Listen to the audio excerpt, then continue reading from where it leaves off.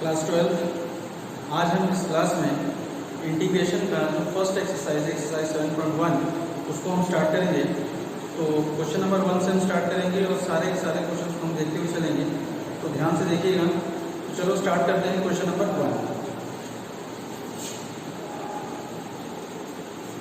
तो देखो question number 1 में है कि फाइंड एन एंटी डेरिवेटिव और integral of the following functions by the method of inspection. हमें इसमें मेथड ऑफ इंस्पेक्शन लगाना है, इंटीग्रल नहीं करना है, ठीक है ना। तो पहला क्वेश्चन है हमारा sin 2x।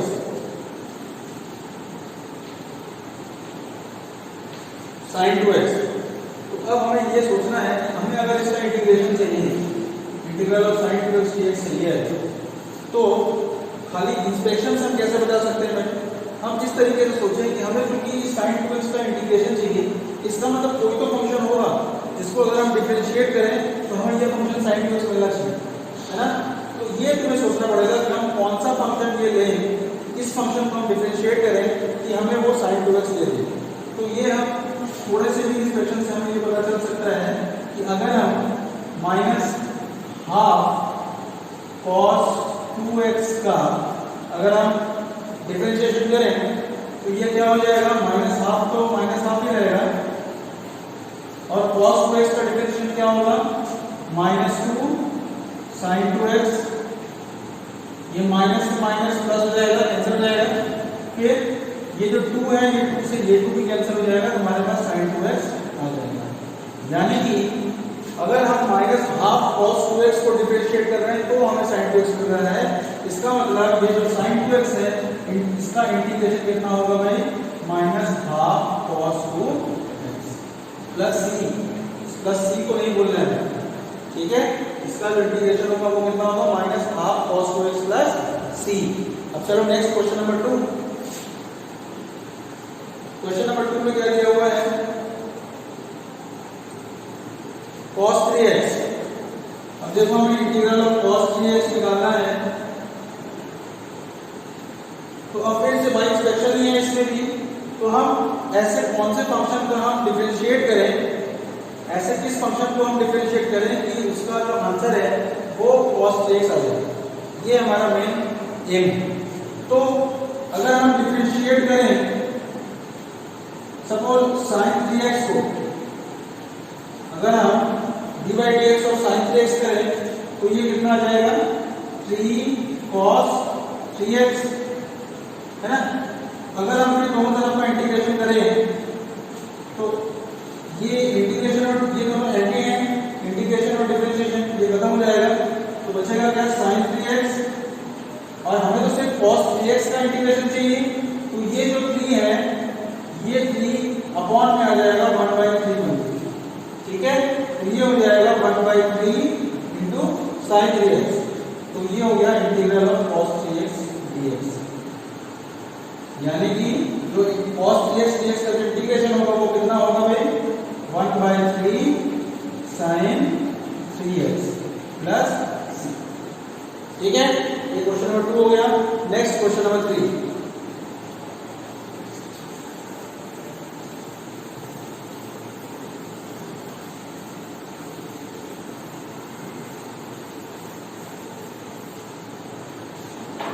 क्वेश्चन नंबर 3,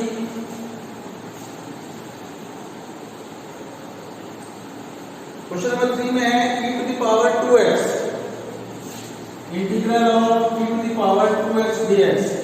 इसका इंटीग्रेशन निकालना है बाय इंस्पेक्शन।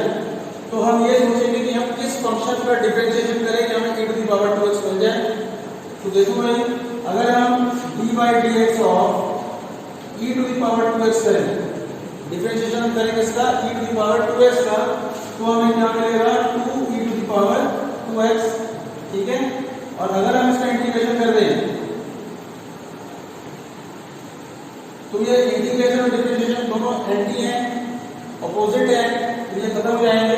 हमारे पास बचेगा क्या, सिर्फ e⁻²x is equal to integral. अब हमें सिर्फ इंटीग्रल e⁻²x का चाहिए, यहाँ पे 2 भी है, तो इस 2 को हम क्या करेंगे, 1/2 में लेके आएंगे। तो ये हो जाएगा 1/2 e⁻²x। e to the power 2x dx is equal to, और इसमें प्लस सी को लगेगा क्योंकि वो कांस्टेंट ऑफ इंटीग्रेशन है। तो ये आंसर हो जाएगा हमारा 1/2 e to the power 2x plus c। बात समझ में आ रही है? अब नेक्स्ट क्वेश्चन नंबर 4।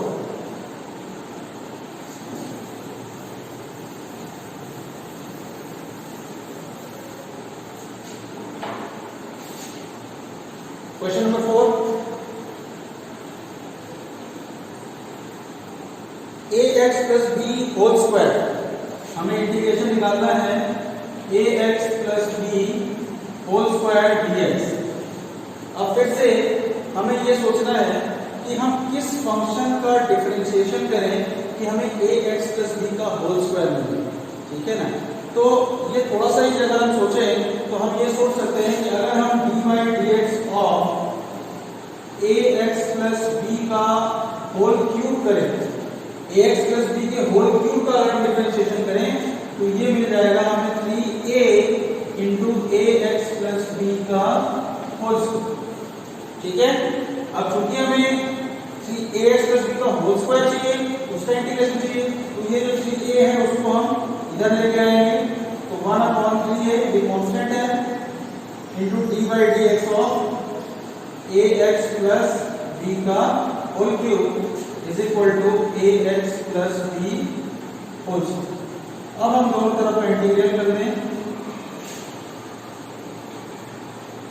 तो यहाँ पे 1/3a तो कैसे कांस्टेंट बाहर रहेगा, ये इंटीग्रेशन डिफरेंशिएशन कैंसिल हो जाएंगे, दोनों एंटी होते हैं एक दूसरे के, तो ये हो जाएगा ax प्लस b का होल क्यूब बचा रहेगा यहाँ पे is equal to integral of ax plus b whole square dx, ठीक है ना।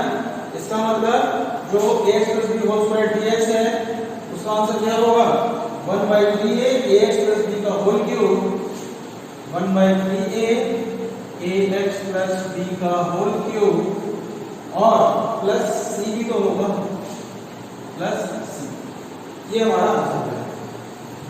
बात समझ में आ रही है? Next question number 5।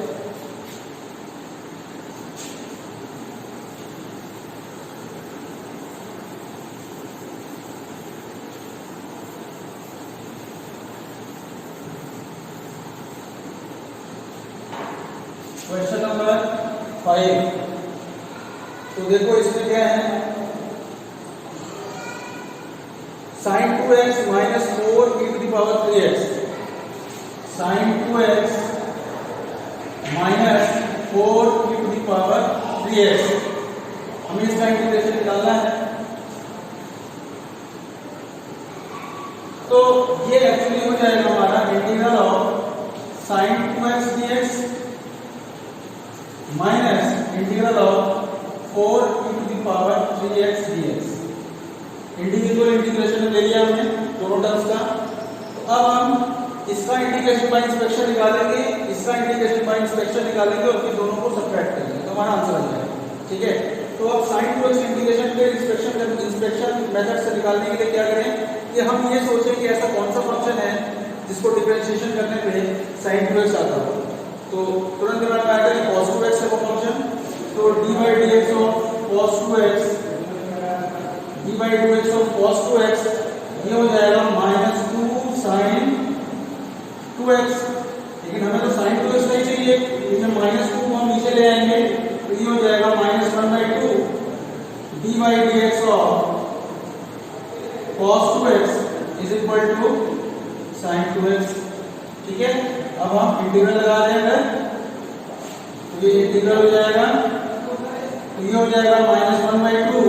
अब इंटीग्रेशन और डिफरेंशिएशन ये cancel out, they will cancel out, फिर बचेगा क्या हमारा cos 2x is equal to integral of sin 2x dx, है ना। इसका मतलब sin 2x dx का जो इंटीग्रल है वो हमारा -12 cos 2x है, और इसके अलावा अगर हमें इस 4 e to the power 3x का चाहिए तो हम क्या करेंगे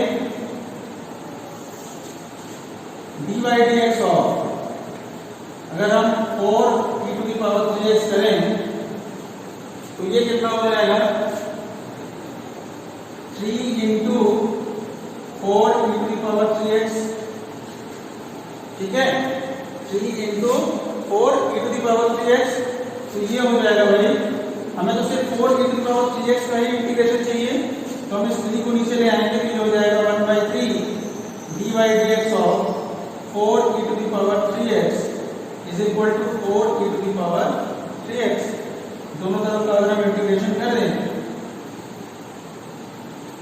तो ये 1/3 और ये d/dx और ये integration they will cancel out, तो हमारे पास बचेगा क्या 4 e to the power 3x is equal to, ये तो हमारा है integral of 4 e to the power 3x। ठीक है, तो अब हमें दोनों का अलग अलग इंटीग्रेशन मिल चुका है। अब हम यहाँ पर वैल्यू पुट कर दें, अगर integral of sin 2x dx कितना है -12 cos 2x -12 cos 2x, फिर माइनस है तो माइनस, और integral of 4 e to the power 3x हो जाएगा 4/3 e to the power 3x, 4/3 e to the power 3x और प्लस c, ये कांस्टेंट ऑफ इंटीग्रेशन। बात समझ में आ गई? ये हमारा क्वेश्चन नंबर 5 होगा। Next question number 6।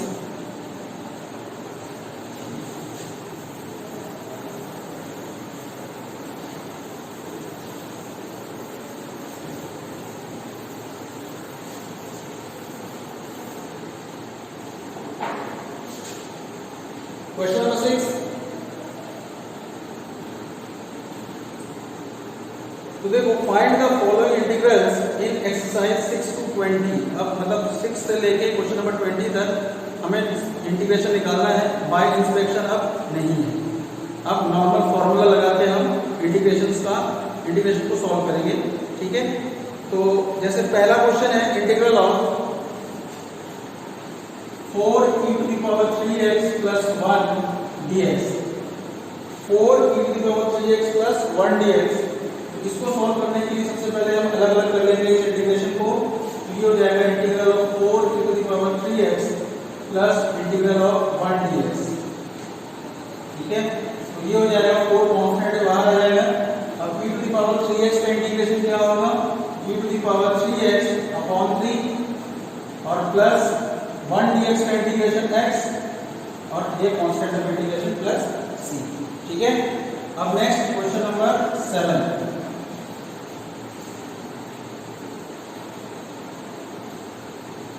Question number 7 देखो बेटा, integral of x square in bracket 1 minus 1/x square dx, x square into 1 minus 1/x square dx, ये हमारा क्वेश्चन नंबर 7 है। तो अब हम इसमें क्या करें, पहले तो x स्क्वायर पर मल्टीप्लाई कर दें, तो ये हो जाएगा x square minus x square into 1/x square में कैंसिल हो जाएगा, सिंपल 1 हो जाएगा ये। ठीक है, ये हमारा फिर अब हम अलग अलग कर देंगे, integral of x square dx minus integral of 1 dx, ये हो जाएगा x cube by 3 minus 1 dx हो जाएगा x प्लस c। ये हमारा आंसर हो जाएगा। क्लियर? अब next question number 8। Question number 8, integral of ax square plus bx plus c dx, integral of ax square plus bx plus c dx, तो ये हो जाएगा, इसको अलग अलग कर लेंगे। अगर integral of ax square dx plus integral of bx dx plus integral of c dx, ये हो जाएगा, एक कांस्टेंट बाहर आ जाएगा, तो इंटीग्रल ऑफ x स्क्वायर ये हो जाएगा x क्यूब बाई 3, फिर प्लस यहाँ पे b कांस्टेंट है तो बाहर हो जाएगा, इंटीग्रल ऑफ x यानी कि x स्क्वायर अपॉन 2 हो गया, फिर प्लस c कांस्टेंट है तो c बाहर आ गया, और जैसे c बाहर आएगा तो अंदर क्या होगा 1 हो जाएगा, तो 1 dx का मतलब x, और प्लस अब यहाँ पे कांस्टेंट c नहीं लिखेंगे क्योंकि c यहाँ पे क्वेश्चन में दिया हुआ है, कुछ और कोई कांस्टेंट लिख देंगे सपोज k। ठीक है, ये हमारा आंसर होगा question number 8। Next question number 9,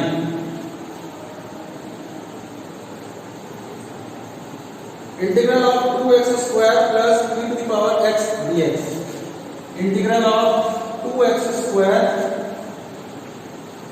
plus e to the power x dx, तो ये कैसे होगा भाई, इसको इसको भी अलग अलग पहले कर लें।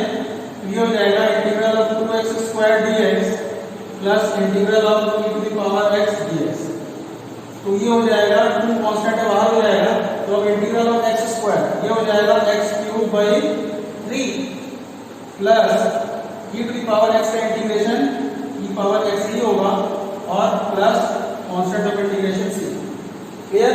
ये हमारा क्वेश्चन नंबर 9 हो गया। अब चलो next question number 10।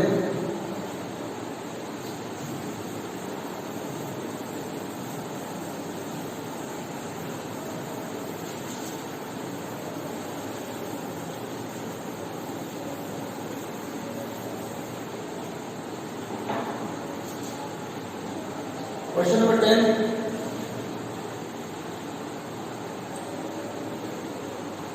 Integral of √x minus 1/√x whole square dx। Integral of √x minus 1/√x whole square dx। ठीक है, तो सबसे पहले हम क्या करें, इंटीग्रल लगा रहे हैं। इसमें सबसे पहले हम a minus b का होल स्क्वायर लगा रहे हैं, तो ये a² + b² - 2ab के फॉर्म में ब्रेक होगा। तो √x का स्क्वायर हो जाएगा x प्लस 1/√x का स्क्वायर हो जाएगा 1/x minus 2 into a into b यानी कि √x इंटू 1/√x dx। ये हो जाएगा integral of x plus 1/x minus 2। अब ये देखो √x से √x कैंसिल हो जाएगा, तो हमारे पास सिर्फ इतना ही बचेगा। अब हम इसको अलग अलग कर लें इंटीग्रेशन को, तो integral of x dx plus integral of 1/x dx minus integral of 2 dx।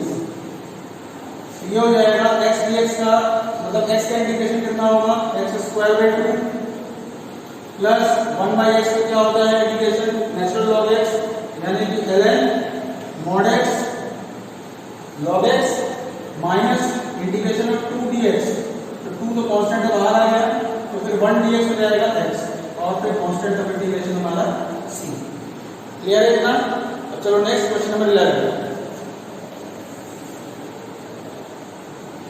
Question number 11,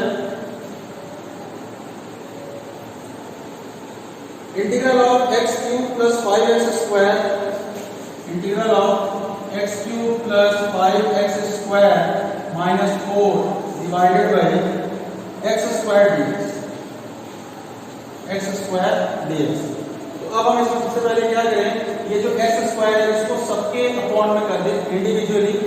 तो ये हो जाएगा integral of x³ / x² dx plus integral of 5x² upon x² dx फिर minus integral of 4 upon x² dx। ठीक है, तो देखो अब x² से इसके 2 पावर कट जाएंगे, तो यहाँ पे एक x बचेगा, तो इंटीग्रल ऑफ x dx बच जाएगा। फिर प्लस यहाँ पे x² से x² कैंसिल होगा, यहाँ बचेगा इंटीग्रल ऑफ 5 dx। फिर माइनस यहाँ हो जाएगा 4 इंटू x⁻⁻2 dx। ठीक है, तो ये होगा x² 2। x का इंटीग्रेशन क्या होता है, x² 2 प्लस 5 बाहर आ जाएगा तो 5 और 1 dx का x हो गया 5x। फिर माइनस 4 कांस्टेंट बाहर आ गया। अब x⁻⁻2 का इंटीग्रेशन x⁻⁻2 + 1 अपॉन -2 + 1 यानी कि ऊपर हो जाएगा x⁻⁻1 अपॉन -1। ठीक है, और plus c constant of integration.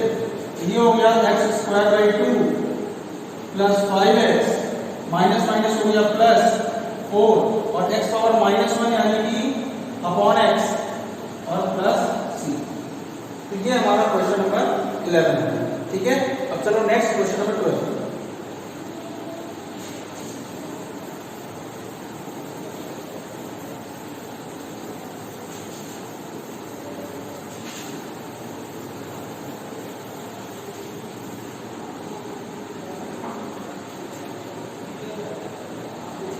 Question number 12,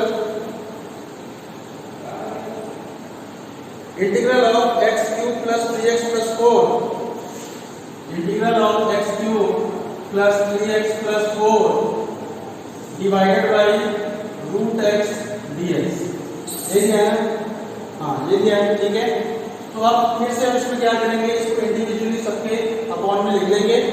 तो ये हो जाएगा integral of x cube by root x dx, फिर plus integral of 3x upon root x dx plus integral of 4 upon root x dx, ठीक है।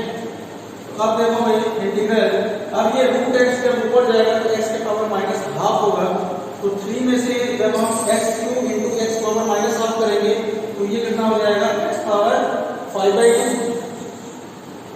x पावर 5/2 dx हो जाएगा, plus 3 constant है बाहर आ जाएगा अगर, तो रूट एक्स से x जाएगा तो रूट एक्स बचेगा, यानी कि x पावर 1/2 dx, फिर प्लस ये 4 को अगर हम बाहर कर दें तो ये इंटीग्रल हो जाएगा x की पावर माइनस हाफ dx, क्योंकि ये जो रूट एक्स है वो ऊपर जाएगा तो x पावर माइनस हाफ हो जाएगा।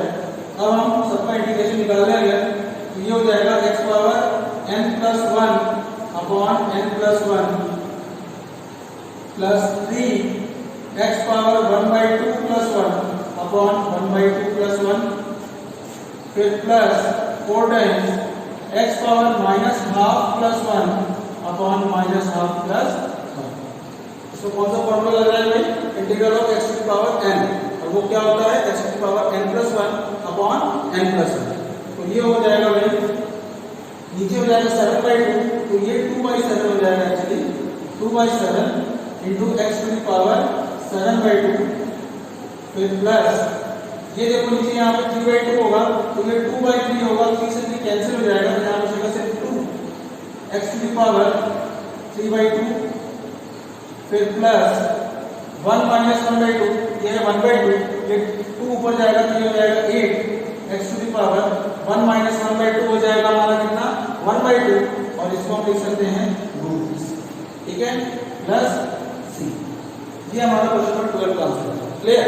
अब चलो next question number 13, question number 13, integral of x cube minus x square, यहाँ लिख लिया मैंने, integral of x cube minus x square plus x minus 1 plus x minus 1 whole divided by x minus 1 dx, ठीक है। अब देखो भाई जो न्यूमरेटर है उसका जो डिग्री है वो डिनोमिनेटर से ज्यादा है, न्यूमरेटर की डिग्री 3 है और डिनोमिनेटर की डिग्री 1 है। जब भी इस टाइप का होता है कि न्यूमरेटर की डिग्री डिनोमिनेटर की डिग्री से ज्यादा हो जाए तो हम सबसे पहले क्या करते हैं, इसको डिवाइड करते हैं, ठीक है ना। तो सबसे पहले इसको डिवाइड कर लेगा, x माइनस 1 से हम डिवाइड करते हैं x cube minus x square plus x minus 1, तो ये हो जाएगा x स्क्वायर से पहले मल्टीप्लाई करना पड़ेगा, तो minus x square minus plus ये कैंसिल हो जाएगा, ये भी कैंसिल हो जाएगा, बचेगा हमारे पास x माइनस 1, तो हमारे पास क्या बचा, फिर इससे मल्टीप्लाई करना पड़ेगा प्लस 1 से, तो ये हो जाएगा x माइनस 1, फिर माइनस प्लस ये कैंसिल, तो इसका मतलब हम क्या लिख सकते हैं भाई, इसको हम ये 0 हो गया ना, इसको हम लिख सकते हैं x स्क्वायर प्लस 1 dx, ठीक है, क्योंकि इसमें तो फिर रिमाइंडर आ जाएगा कितना, इसको अगर हमें डिवाइड किया तो हमें x स्क्वायर प्लस 1 ही मिला, तो अब रिमाइंडर इसमें हमारा 0 है ना, तो अब हम आगे कुछ तो लिख नहीं सकते, तो ये हो जाएगा integral of x square plus 1 dx, यानी कि ये हो जाएगा integral of x square dx plus integral of 1 dx, तो ये हो जाएगा x cube by 3 plus 1 dx यानी कि x और plus constant of integration c। तो ये हमारा क्वेश्चन नंबर 13 होता है, ठीक है। चलो अब next question number 14,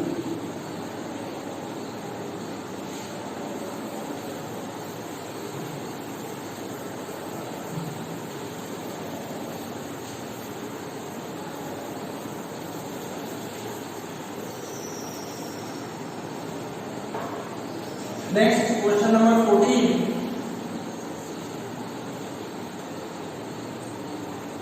question number 14 में दिया है integral of 1 minus x into root x dx, integral of 1 minus x into root x dx, तो ये हो जाएगा रूट एक्स को अंदर मल्टीप्लाई अगर करें तो ये हो जाएगा root x d x minus integral of x into root x. ये कितना हो जाएगा भाई, ये एक्स पावर 1 है, ये एक्स पावर 1/2 है, तो ये हो जाएगा एक्स पावर 3/2 dx। तो ये हो जाएगा हमारा, इसका इंटीग्रेशन करेंगे तो एक्स पावर 3/2 अपॉन 3/2 माइनस ये हो जाएगा x पावर 3/2 प्लस 1 यानी कि x power 5/2 upon 5/2 plus c। अब ये हो जाएगा हमारा 2/3 x power 3/2 minus 2/5 x power 5/2 plus c। Answer clear, इतना समझ में आ रहा है। फिर नेक्स्ट क्वेश्चन नंबर 15।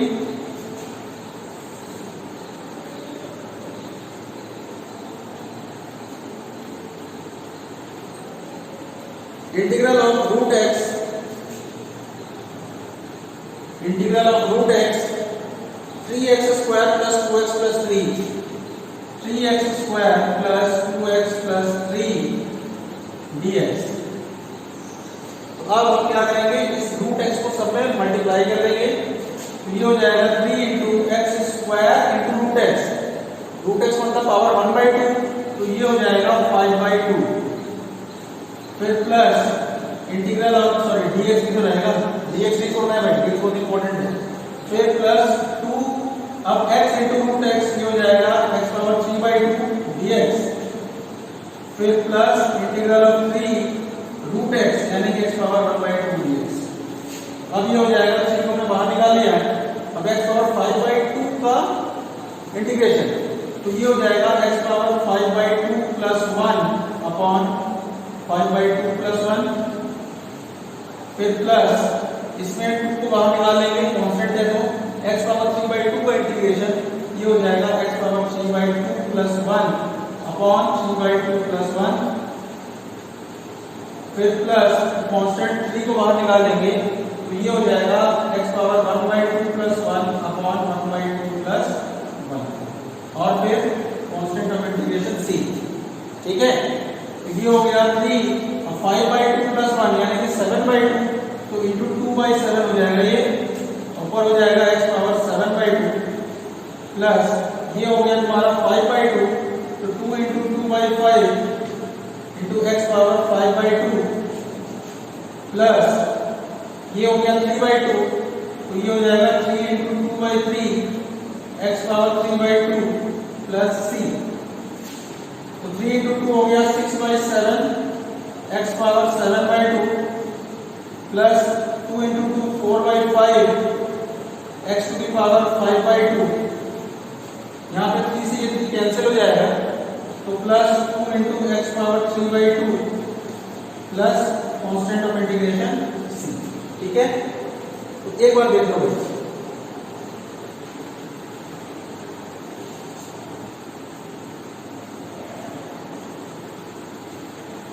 चलो अब next question number 16।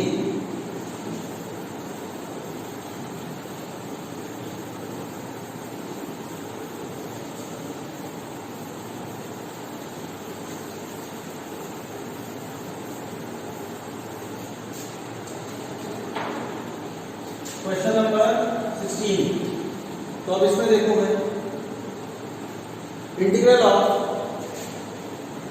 2x minus 3 cos x plus e power x dx। ठीक है, तो अब हम फिर से इसमें क्या करेंगे, सबको इंडिविजुअल सबका इंटीग्रेशन करेंगे, तो ये हो जाएगा integral of 2x dx minus integral of 3 cos x dx plus integral of e power x dx।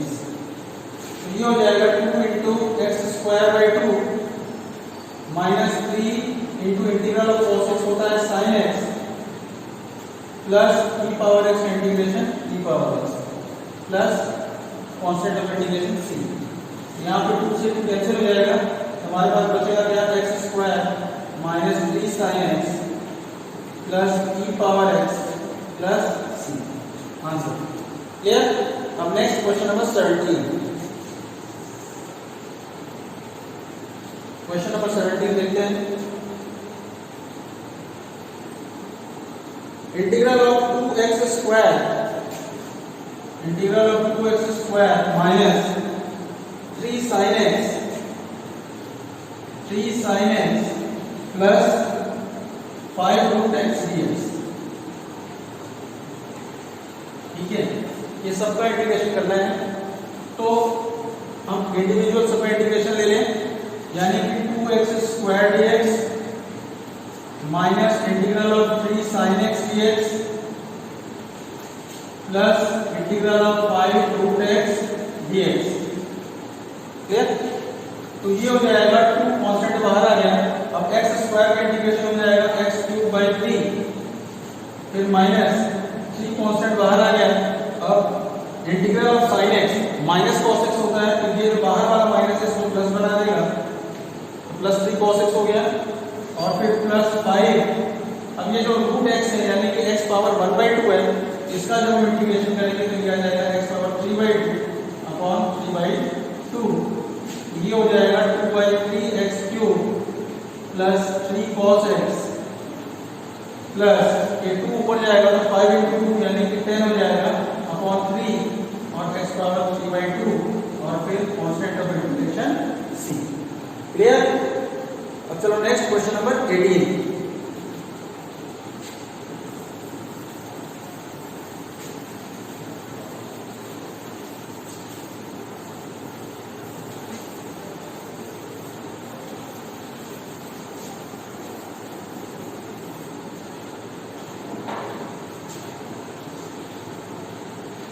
Question number 18, integral of sec x into sec x plus tan x। Integral of sec x into sec x plus tan x dx। ठीक है, तो अब इसमें देखो क्या होगा, अंदर sec x को मल्टीप्लाई करेंगे तो ये हो जाएगा integral of sec square x plus sec x tan x dx। इसको अब हम इंडिविजुअल इंटीग्रेशन ले लेंगे इसका, ये हो जाएगा integral of sec square x dx plus integral of sec x tan x dx। ठीक, तो अब sec स्क्वायर x dx क्या होता है, tan x होता है, प्लस अब sec x tan x का इंटीग्रेशन क्या होता है, sec x होता है, और plus constant of integration c। Clear? अब चलो next question number 19।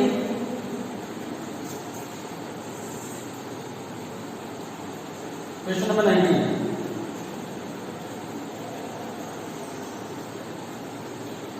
Integral of sec square x upon cosec square x dx। Integral of sec square x upon cosec square x dx।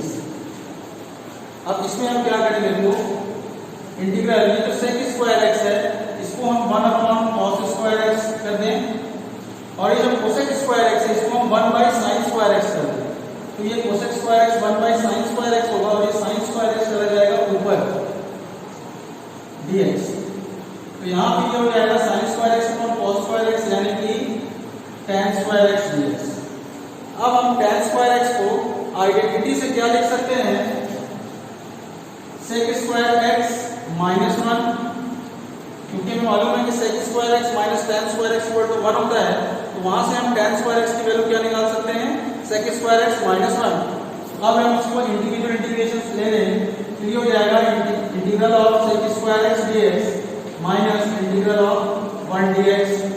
तो अब sec square x dx क्या होता है भाई, integral of sec square x dx is equal to tan x।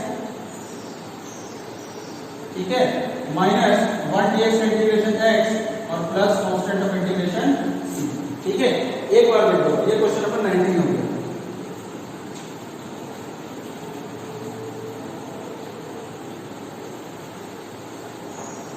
चलो next question number 20।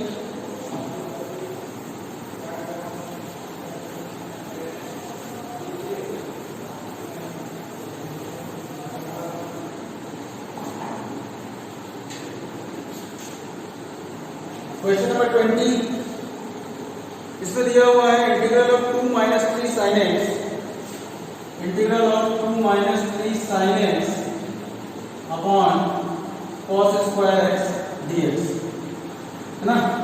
ठीक, अब देखो भाई इसमें क्या लिखेंगे, इस cos स्क्वायर x को दोनों के अपॉन में लिखेंगे, तो ये हो जाएगा integral of 2 upon cos square x dx minus integral of 3 sin x upon cos square x dx।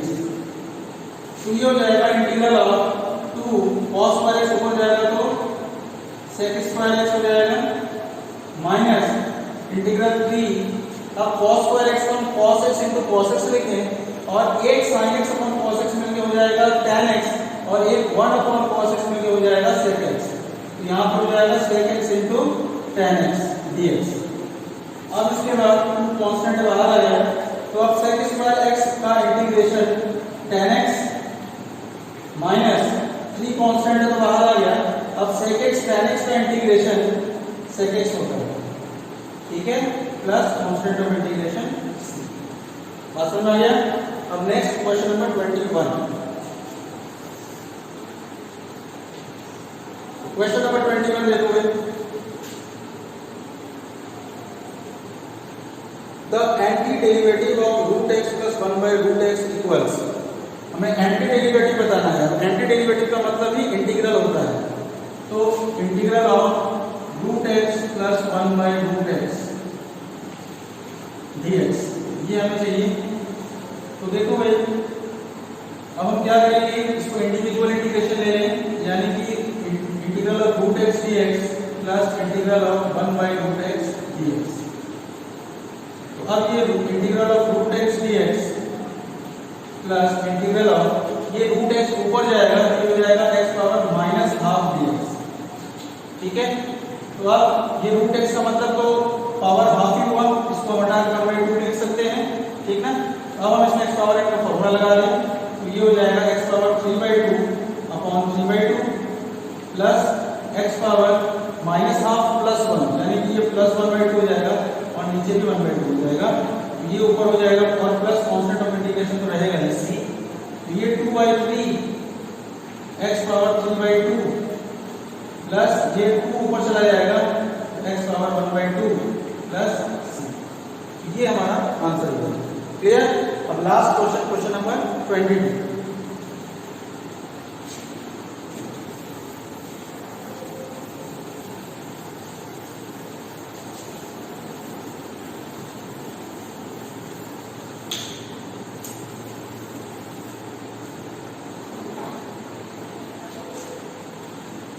Question number 22 देखो,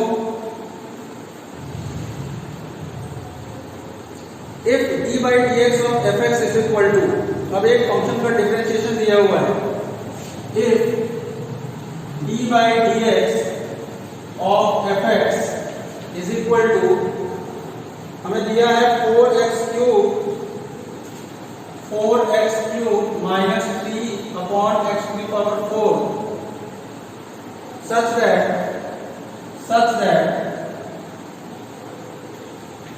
f2 is equal to 0, then fx क्या होगा, ठीक है। तो देखो इसमें कैसे करेंगे, d by dx of fx दिया है, तो हम क्या करें, दोनों तरफ का इंटीग्रेशन कर दें। तो दोनों तरफ हम जैसे इंटीग्रेशन करेंगे, तो integral of d by dx of fx is equal to integral of 4x cube minus 3 by x power 4 dx ना हो जाएगा। अब फिर ये इंटीग्रेशन और डिफरेंशिएशन हमारा दोनों एंटी है तो खत्म हो जाएंगे, कैंसिल हो जाएंगे, तो हमारा बचेगा सिर्फ fx is equal to, अब इसमें इंडिविजुअल इंटीग्रेशन हो जाएंगे, तो integral of 4x cube dx minus integral of 3, अब ये जो अपॉन x पावर 4 है ये इनटू में x पावर माइनस 4 dx हो जाएगा, है ना। अब ये होगा 4 कांस्टेंट बाहर हो जाएगा, अब x क्यूब का इंटीग्रेशन होगा x पावर 4 अपॉन 4 माइनस ये किसी कांस्टेंट बाहर आ गया, अब इस x पावर माइनस 4 का इंटीग्रेशन होगा तो माइनस 4 प्लस 1, यानी कि ऊपर होगा -3 अपॉन -3, ठीक ठीक है, और प्लस कांस्टेंट ऑफ इंटीग्रेशन तो होगा ही। अब इसके बाद देखो 4 से ये 4 कैंसिल हो जाएगा, ये 3 से ये 3 कैंसिल हो जाएगा, और ये माइनस मिलकर प्लस हो जाएगा। यहाँ बचेगा क्या, x पावर 4 प्लस ये x पावर माइनस 3 है यानी कि 1/x पावर 3 प्लस c, ये हमारा fx हो गया।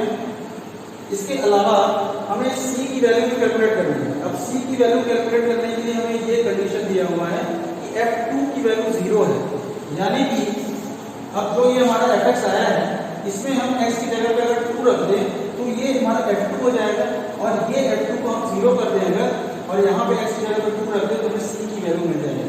तो चलो x की जगह पे अगर 2 रखते हैं तो ये f2 हो जाएगा, और f2 की वैल्यू हमें 0 दी हुई है, इसका मतलब 0 इज इक्वल टू x की जगह पे 2 यानी कि 2 to the power 4 plus 1/2 to the power 3 plus c, तो ये हो जाएगा 0 is equal to 2 to the power 4 यानी कि 16 प्लस 1/8 प्लस c, तो ये हो जाएगा कितना भाई, 16 8 जा 128 प्लस 1/8 प्लस c, यानी कि 0 is equal to 129/8 plus c, तो यहाँ से c इज इक्वल टू आ जाएगा -129/8। अब c की वैल्यू आ गई -129/8। अब हम यहाँ पे रख देंगे, ये fx की वैल्यू आई है, यहाँ पे हम c की वैल्यू को पुट कर देंगे, तो हमारा fx हो जाएगा x power 4 plus 1/x power 3 plus c, तो प्लस c तो हमारा माइनस में है, तो ये -129/8।